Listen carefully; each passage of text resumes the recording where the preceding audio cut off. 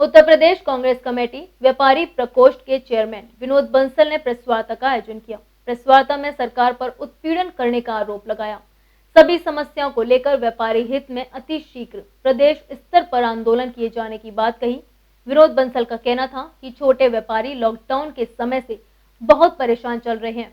इन सभी समस्याओं को लेकर व्यापारी हित में अध्यक्ष परिषद स्तर पर आंदोलन किया जाएगा। व्यापारी का उत्पीड़न कतई बर्दाश्त नहीं किया जाएगा। उत्तर प्रदेश कांग्रेस कमेटी व्यापार प्रकोष्ठ पश्चिमी जोन के चेयरमैन विनोद बंसल द्वारा एक पत्रकार वार्ता का आयोजन कर सरकार पर उत्पीड़न करने का आरोप लगाया। सभी समस्याओं को लेकर व्यापार हित में अतिशीघ्र प्रदेश स्तर पर आंदोलन किए जाने की बात कही। विनोद बंसल का कहना था कि छोटे व्यापारी लॉकडाउन के समय ही बहुत परेशान चल रहे हैं। व्यापार पूरी तरीके से ठप हो चुका है। बैंक का कर्ज व्यापारियों पर बुरी तरीके से बढ़ गया है। दूसरी तरफ आगरा टोरेंट पावर ने व्यापारियों की कमर तोड़कर रख दी है।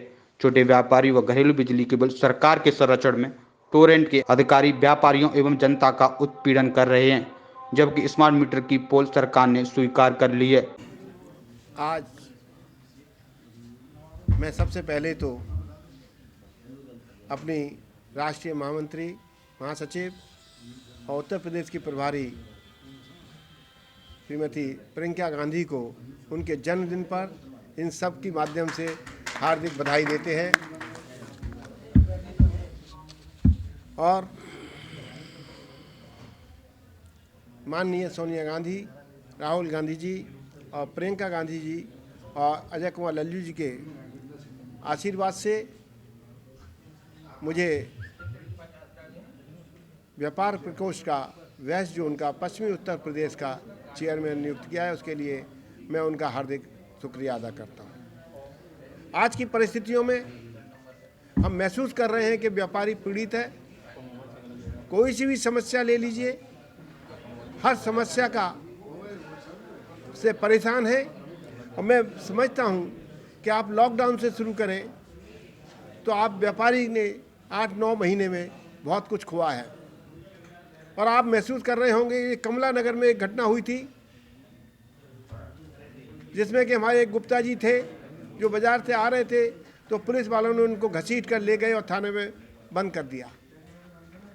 उसके लिए मैं बीजेपी से के नेताओं से, जनप्रतिनिधियों से हम पूछना चाहते हैं, क्या आपकी कार्यशैली है व्यापारियों को, हमारे बंधुओं को परेशान करना?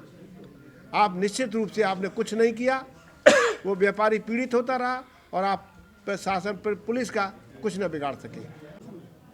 देश में 2014 का जब चुनाव की घोषणा हुई तो देश की राजधानी दिल्ली में बड़े जोर शोर से लोकपाल बिल के लिए एक आंदोलन चला। सरकार बन गई, काले धन का वायदा हुआ, 100 दिन में काला धन आएगा, काला धन नहीं आया, लोकपाल नहीं बना।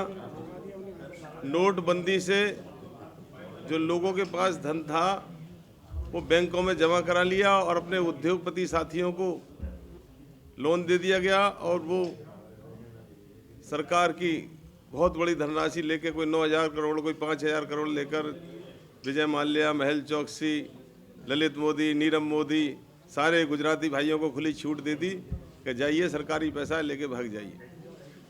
जीएसटी के नाम पर व्यापारी की कमर तोड़ दी गई।